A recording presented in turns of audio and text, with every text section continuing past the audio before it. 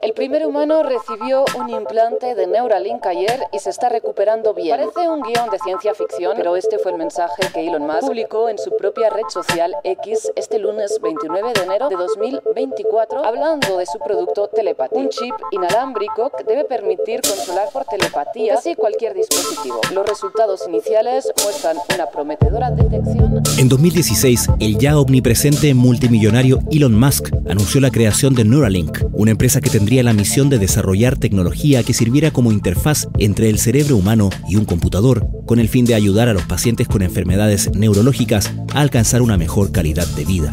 Buscando perfeccionar un implante cerebral que tradujera las señales neuronales hacia una máquina que ejecutara los movimientos deseados, la compañía experimentó por años con modelos animales, principalmente primates, pero también cerdos y ovejas. Los intentos fallidos y la eutanasia de algunos de sus sujetos han sido fuente de controversias, animadas por grupos que han llegado a demandar a la compañía. Por su lado, la empresa ha exhibido sus avances con satisfacción. Hace 2 años sorprendió al mundo con el video de Pager, un macaco de 9 años a quien se le implantaron 2 chips, uno a cada lado del cerebro. Con ellos, Pager podía jugar al clásico juego computacional Pong, controlando sus jugadas solo con su cerebro. En mayo del año pasado, Neuralink alcanzó un hito al lograr la aprobación de la FDA, el organismo regulador de Estados Unidos, para iniciar pruebas clínicas en sujetos humanos. Y hace un par de semanas, el propio Elon Musk publicó un anuncio que marcó otro hito. El primer humano ha recibido un implante de Neuralink y se está recuperando bien, escribió. Aunque no se conoce la identidad de ese primer paciente, la compañía informó que esta primera intervención tiene como objetivo estudiar la seguridad y efectividad del implante, así como también el procedimiento quirúrgico necesario para situarlo en el cerebro de la persona, que combina la acción humana del cirujano que debe realizar una perforación en el cráneo del paciente y la acción robótica de una máquina llamada R1, que se hace cargo de la conexión de los miles de cables del chip en el cerebro. El anuncio de Musk fue recibido con asombro, pero también sirvió para darse cuenta de que en este campo su compañía está lejos de ser la única. Al día siguiente, China anunció que estaba trabajando en su propio implante para servir de interfaz entre cerebro y computador y dijo que sus primeros productos estarían disponibles a principios del próximo año. La carrera por intervenir el cerebro humano con tecnología parece haber entrado en una nueva etapa. Mientras representa una esperanza por su potencial terapéutico para millones de pacientes, también estimula la preocupación y la reflexión sobre qué tipos de intervención podremos en el futuro hacer en nuestros cerebros y a dónde estamos dispuestos a llegar. Para conocer más sobre las bases científicas de estas intervenciones y sus implicancias, hoy conversamos con el Dr. César Ravelo, investigador del Centro Basal Ciencia y Vida de la Universidad San Sebastián. Firstly, can you explain what Neuralink is and what the goal of it is? We put a chip in your brain to control your mind. Desde la redacción de La Tercera, esto es Crónica Estéreo. Cada historia tiene un sonido. Soy Francisco Aravena. Es lunes 4 de marzo. Mira, esto tiene un montón de potencial. Si bien en hartas cosas este dispositivo Neuralink todavía le falta ponerse al día con otros desarrollos tecnológicos. En muchos laboratorios ya se ha logrado que, por ejemplo, personas tetraplégicas controlen un brazo robot o un dispositivo interacción avanzada con un computador, cosas de ese estilo. Neuralink está recién dando los primeros pasos en cuanto a las aplicaciones. ¿Cuál es el gran avance que tienen ellos? Es que este dispositivo es inalámbrico y que no se ve cuando una persona lo tiene puesto, a diferencia que lo que tenemos hoy en día, que es gente con aparatos puestos en la cabeza, con cables conectados a un computador, o sea, una cosa que no es muy práctica para la vida diaria, pero que claro, sin embargo, para una persona que no puede mover ninguna de sus extremidades, poder comer por sí solo es un gran avance, y que eso es más o menos lo que está disponible hoy en día. Entonces, de alguna manera, en cuanto a aplicaciones, Neuralink todavía le falta ponerse al día, pero esto que lograron ahora de empezar el trabajo con humanos es el primer paso para avanzar hacia allá. Enormes posibilidades en cuanto a terapia, como decía, para personas con problemas de movilidad, por ejemplo, para restaurar la visión también Elon Musk ha mencionado como uno de sus objetivos. Entonces, el potencial de esto terapéutico y para algunos usos, podríamos decir, para bien es tremendo, pero también tenemos el otro lado que hay que ponerle atención. This morning, Elon Musk announcing that for the first time, his company Neuralink has implanted a brain chip in a human. Musk saying the person is recovering well. Initial results show promising neuron spike detection. ¿Qué tan directo, qué tan factible es la traducción de un impulso eléctrico cerebral a un movimiento? ¿Es así tal como suena o tiene otras complejidades?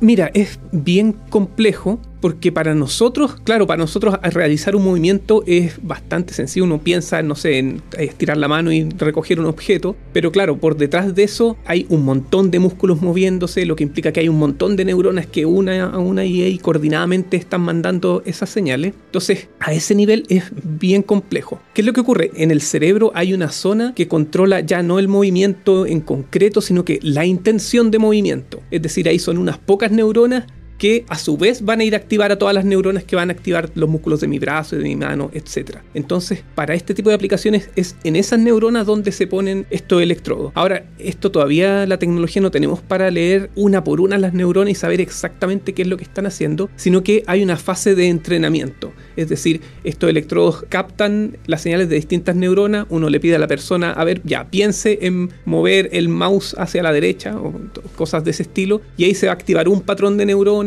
Si piensa en otra cosa se va a activar otro patrón, entonces después ahí un computador aprende estos patrones de activaciones de las neuronas y los traduce a un movimiento o a una acción que quiera ejecutarse. The patient was implanted with a total of 64 wires directly into the tissue of their cerebral cortex, each wire containing 16 microscopic electrode sensors, and then a very small battery-powered computer device was nestled inside this person's skull before the incision was sealed up and the N1 chip was powered on for the first time inside a live human being.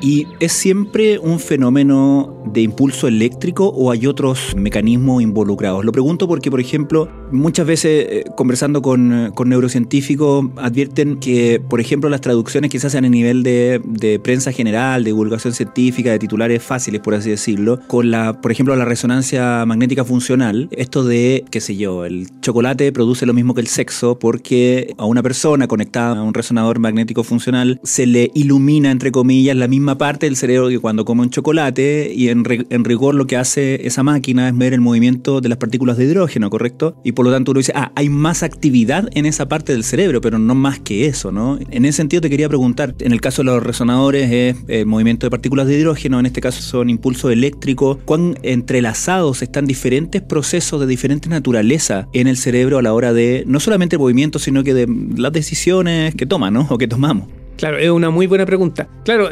estas técnicas que son no invasivas, es decir, que a uno no le perforan la cabeza ni nada de esto, si bien funcionan muy bien, tienen el problema de, podríamos decir, de resolución. Son de baja resolución. Cuando uno ve que se ilumina una zona del cerebro, son cientos o miles de neuronas las que se están activando. Entonces, claro, se podrían establecer asociaciones entre cosas que generan patrones similares, pero en realidad es una visión demasiado gruesa como para poder establecer algo con más precisión. A diferencia de estas técnicas en que sí permiten analizar poblaciones más reducidas de neuronas, eventualmente uno podría llegar a ver la actividad de neuronas individuales, y ahí sí actividad eléctrica, que es la actividad propiamente tal con la que funciona cada neurona. Si bien, claro, no es que pasen impulsos eléctricos de una neurona a otra, pero claro, cuando una neurona se activa va a haber un cambio en el voltaje de su membrana, ¿ya? Entonces eso es lo que miden este tipo de aparatos, y no solo lo miden, también podemos meterle señales a esas neuronas, ¿ya? De manera de generar algún patrón de actividad. Por ejemplo, en estas aplicaciones de control de brazos robot, por ejemplo, es muy importante el feedback del tacto, ¿ya? No es lo mismo, claro, guiar un brazo solo con la vista que cuando uno realmente tiene la sensación de cuando logró ya tocar el objeto que quiere tomar, etc. Ahora, ¿qué tan personales y qué tan universales son esos patrones, por ejemplo? ¿Qué tanto puede una persona beneficiarse, por ejemplo, de un aparato que ha sido entrenado o preentrenado con otros individuos? No, ahí para cada persona va a tener que hacerse un entrenamiento. Si bien las zonas del cerebro están ya más o menos bien identificadas, ¿qué hace cada una? ¿Cuáles son las neuronas específicas que van a controlar, por ejemplo, cada músculo de mi mano o algo así? Eso es algo que tiene cierta variabilidad de persona a persona. Y por otra parte está la precisión también de la cirugía, de implantar estos electrodos que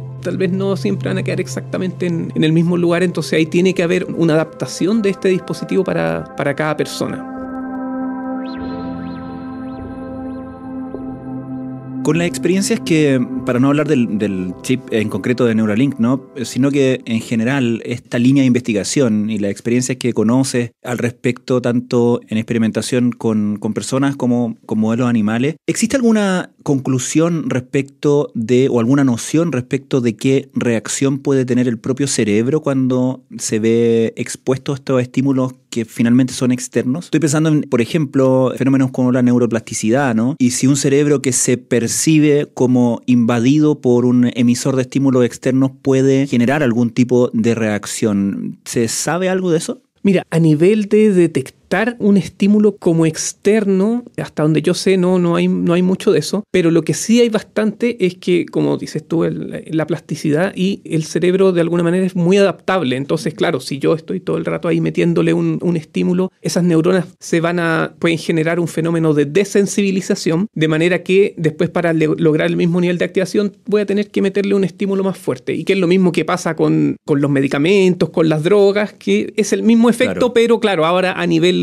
eléctrico, porque en el fondo es lo mismo. O sea, yo estoy activando a una neurona, ya sea eléctricamente o químicamente, y la neurona podríamos decir que va a querer mantener su nivel de activación normal, entonces se va a desensibilizar al estímulo.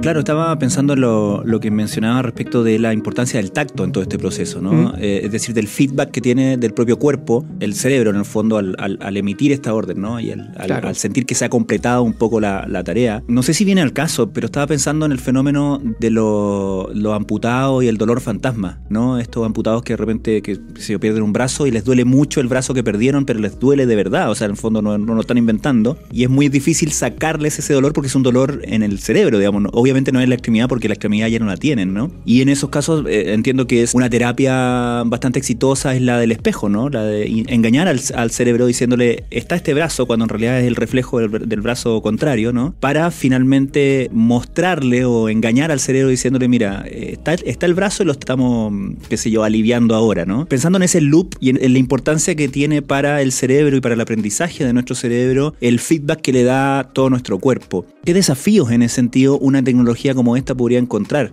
Excelente pregunta. Efectivamente, todos los fenómenos de cómo el cerebro percibe el cuerpo propio son muy importantes para un montón de fenómenos. O sea, en este caso del dolor, por ejemplo, una de las causas principales es la percepción de tensión o relajación. Entonces, claro, lo que se logra con esta terapia de espejo es que el cerebro entienda que el brazo sí está relajado, y por ese lado efectivamente podría ser una potencial aplicación para este tipo de dispositivo en casos severos en que tal vez la terapia del espejo no funcione, o imagínate la persona que haya perdido ambos brazos, entonces ahí ya no aplica. Entonces efectivamente hay harto que hacer. Ahora, claro, efectivamente también es un desafío esto de estar metiendo señales externas y un poco no interferir con los procesos normales. Ahora, claro, como el cerebro está más o menos bien dividido en zonas, es relativamente fácil, por ejemplo, evitar los centros de percepción del dolor, por ejemplo, cosas así.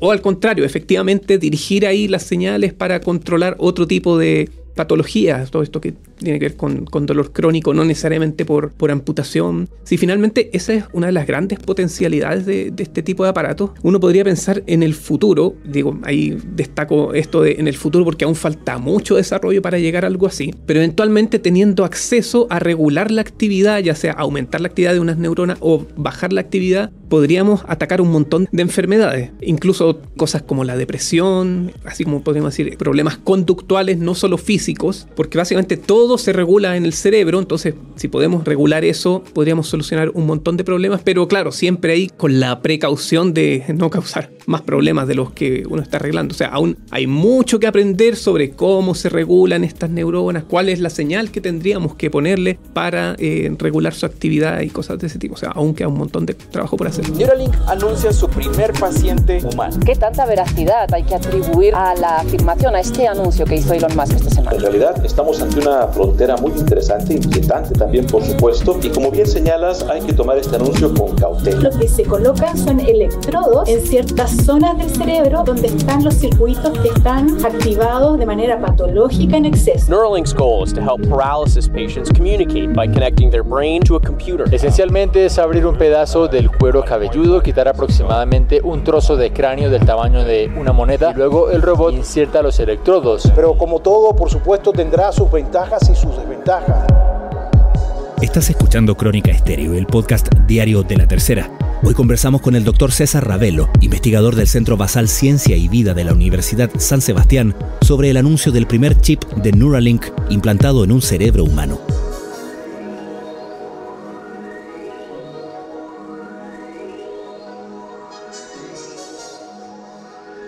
Supongo que también quiero ir a la pregunta sobre si es que esta línea de investigación o esto, por lo menos estos anuncios que se hacen, pierden de vista o tiran a demasiado segundo plano el hecho de que el cerebro no es solo lo que tenemos en la cabeza, digamos, de que el cerebro está y tiene una interacción con todo el cuerpo y que eso es importante para los propios procesos cerebrales, contraria a esta noción como más antigua, si se quiere, donde el cerebro era como en el Capitán Futuro, el profesor Simon, ¿no? Este cerebro que estaba en una máquina y que básicamente una persona es su cerebro, ¿no? Y que nos lleva a todo eso, que a mí me parece fascinante, pero toda esa pregunta sobre si sería posible en algún momento preservar a una persona solo preservando su cerebro, ¿no? Obviamente tiene preguntas filosóficas y tiene que ver con identidad, etcétera, etcétera, y con experiencias, pero ni siquiera en términos de máquina, de proceso cerebral, eso sería posible, ¿no? Separar el cerebro del resto del cuerpo. Mira, es una pregunta bien compleja. O sea, claramente hoy en día no tenemos los medios para hacer algo así, pero al menos yo creo que eventualmente, si bien sería bastante difícil, tal vez podría llegar a hacerse. Ahora, ¿cuál sería la aplicación real o el objetivo de eso? Ahí ya también abre un montón de preguntas. O sea, simplemente si es extender la vida de alguien porque el cuerpo ya no da más, igual es cuestionable porque el mismo cerebro también va sufriendo desgaste. Entonces, un poco que extender, o sea, ni hablar de calidad de vida si solo tenemos nuestra mente atrapada en un estanque de agua. Claro, Entonces, claro. De hecho, con el anuncio de Elon Musk también se hizo esa lectura. Bueno, Elon Musk en realidad es transhumanista. Él quiere como buscar la complementación del cuerpo humano con interfaces digitales de manera de trascender, ¿no? Y finalmente generando un cambio en lo que hoy día consideramos humano. Pero más allá de eso, uno piensa en aplicaciones o en traducciones más concretas y más al alcance, porque a uno se le olvida de repente que cuando uno está mirando el teléfono celular, efectivamente el teléfono lo está mirando a uno, que no es una paranoia, digamos, que efectivamente el teléfono está aprendiendo o las aplicaciones que veo en el teléfono están aprendiendo de qué cosa comparto, de qué cosas me quedo pegado mirando, de qué cosas paso sin interés. Esas cosas no son fantasía, no son ficción, o suceden cotidianamente a todos nosotros, a millones de personas, y de esas cosas está aprendiendo una compañía, en este caso, una compañía, o en estos casos, una compañía privada, varias compañías privadas, un sistema, etcétera, etcétera. Y uno dice, bueno, ¿qué pasaría entonces si es que estas compañías tienen, en vez de tener lo que aprueba aprender mi teléfono, tienen un chip en mi cabeza, ¿no? Y eso no es tan descabellado, a fin de cuentas. No, efectivamente, porque ya se ha planteado que más allá de los fines terapéuticos, este tipo de aparatos, el mismo Elon Musk lo ha dicho, él quiere ofrecerlo como una alternativa a interactuar con dispositivos tecnológicos. Ahí también lo tenemos a distintos niveles, o sea, como él ha hablado de devolver la visión a personas ciegas, eventualmente esa misma tecnología, así tal cual, podría usarse para mostrar imágenes directamente al cerebro. O sea, ya no tengo que, si quiero una cosa de realidad aumentada, ya no tengo que ponerme estos lentes gigantes o estar mirando el teléfono, puedo ver la información directamente en mi campo visual. Pero claro, ahí nuevamente la información va en las dos direcciones. Si yo estoy viendo, por ejemplo, una página web o algo ahí con mi mente, el sistema va a saber hacia dónde yo estoy mirando, en qué partes me quedo leyendo, qué imágenes veo con más atención que otra. Entonces de ahí, de alguna manera, una información mucho más, o sea, ya que se la quisiera tener cualquiera de estas empresas que crean estos como perfiles de personas y luego las agrupan para ver qué publicidad le tiran o de qué manera lo enganchan. Y no solo eso, o sea, ahí una cosa aún más peligrosa es que, claro, pensáramos nuevamente, falta mucho para esto, pero en el futuro en que, por ejemplo, si voy a tener este chip y, no sé, en algunas de los centros del cerebro que tienen que ver con el placer o con el querer cosas, y claro, me muestran una publicidad y al mismo tiempo me meten ahí, me activan las neuronas que me provocan deseo, claro, voy a querer comprar el producto que me están mostrando, me están obligando, o sea, ya me están modificando mi conducta. Y eso ya es como una de las cosas que efectivamente se podrían llegar a hacer con estos dispositivos, pero que tenemos que poner atención y poner los límites ante estas cosas. Ya, por ejemplo, hace un tiempo salió esto de la Unión Europea para regular el uso de inteligencia artificial, pero eso también podría extenderse a cosas como esta, o sea, cualquier aparato que modifique tanto mi identidad, mi conducta, todo eso debería estar totalmente prohibido. Ahora tenemos el otro caso, claro, aquí estamos pensando en una cosa de una empresa que me quiere hacer algo en mi cerebro, pero ahí está, hay otra arista que también es bien interesante y es qué es lo que yo quiero hacer con mi cerebro. O sea, si yo me quiero poner ahí el chip para ser más inteligente o, como dice Elon Musk, conectarme a una inteligencia artificial para aumentar mis capacidades, ¿qué va a pasar con eso? O sea, ahí vamos a empezar a pensar en una segregación de la sociedad. ¿Quién tiene acceso a eso, no? Efectivamente. O también, incluso cosas más simples, no necesariamente ser más inteligente, pero incluso ver información, por ejemplo, incluso en los deportes. Si yo, no sé, voy corriendo y el aparato ahí me va diciendo a qué velocidad viene viene corriendo mi contrincante y cosas así. O sea, claro, ya tendríamos que empezar a tratarlo igual como el doping, o hacer una olimpiada aparte, así como de gente mejorada tecnológicamente. Bueno, hay un montón de cosas que como sociedad tenemos que discutir para ver dónde queremos poner los límites.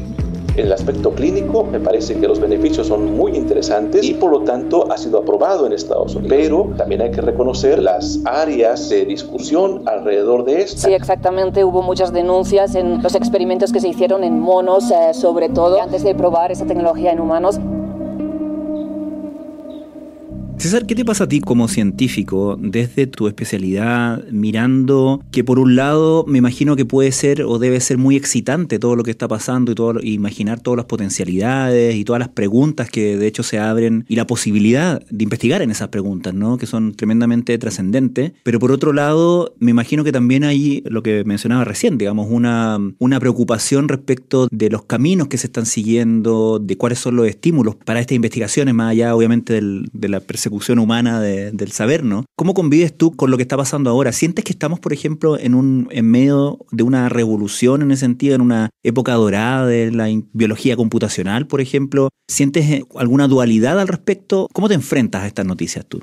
Sí, mira, es bien complejo. Por un lado, como te digo, para llegar a este tipo de aplicaciones aún falta bastante desarrollo, más que nada porque todavía no entendemos del todo cómo funciona el cerebro. Ahora, estos mismos desarrollos nos van a permitir, yo creo, acelerar la investigación en ese ámbito. Vamos a poder entender de mejor manera cómo los patrones de activación de neuronas generan distintas acciones, efectos en el cuerpo, etc. Pero claro, también esto abre, es un poco como abrir la caja de Pandora. O sea, esto también abre posibilidades de mal uso que son bastante peligrosas. Incluso ya el hecho de tener un dispositivo, más allá de lo que hemos conversado, estas tanto aplicaciones buenas como malas, ya el hecho de tener un dispositivo que se conecte a otro nos podría, por ejemplo, abrir a que nos puedan hackear el cerebro. O sea, no solo que ya la empresa que nos puso el chip o yo ahí como lo configuro, lo programo, sino que también un tercero maliciosamente además podría meterse entre medio y ya sea robar información o nuevamente controlar mi identidad. Entonces ahí se abre un montón de preguntas. O también, ¿qué pasa si, no sé, como por error, por accidente, este tipo de dispositivo me cambia la personalidad? O ya pongamos en el caso extremo así, me hace cometer un asesinato. Ya, ¿de quién es la culpa? La culpa es mía, la culpa es del chip, la culpa es de la empresa que me lo puso, del médico. Hay que resolver esas preguntas, tenemos que ponernos de acuerdo, yo creo, antes de que estén listos estos productos, porque una vez que la tecnología llega, ya es muy difícil regularla. Entonces,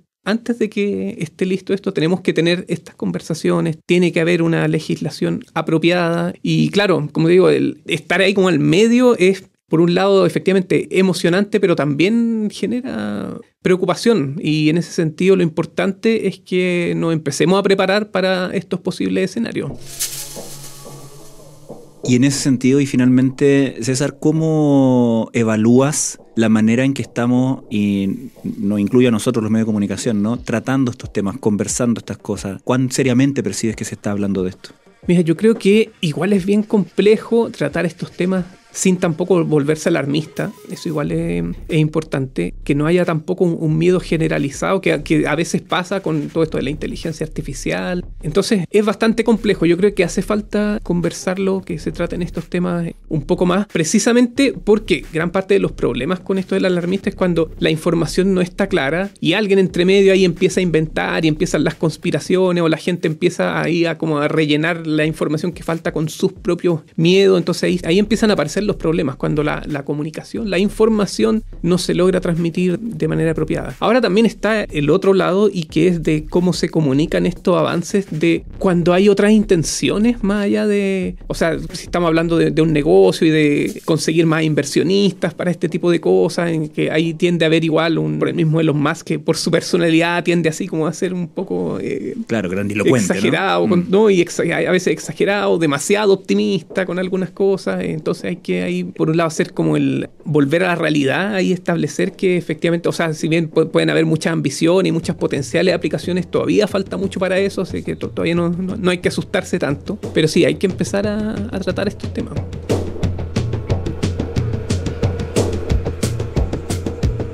César Ravelo, muchísimas gracias por esta conversación.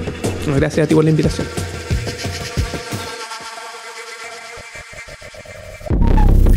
Crónica Estéreo es un podcast original de La Tercera. La edición y conducción es de quien les habla, Francisco Aravena. El diseño y postproducción de sonido son de Michel Poblete. Nuestro tema principal es Say Again, de Citadel. Escucha todos nuestros episodios en Spotify o en tu plataforma favorita de podcast y en latercera.com. Nos encontramos mañana en una nueva entrega de Crónica Estéreo. Cada historia tiene un sonido. El podcast diario de La Tercera.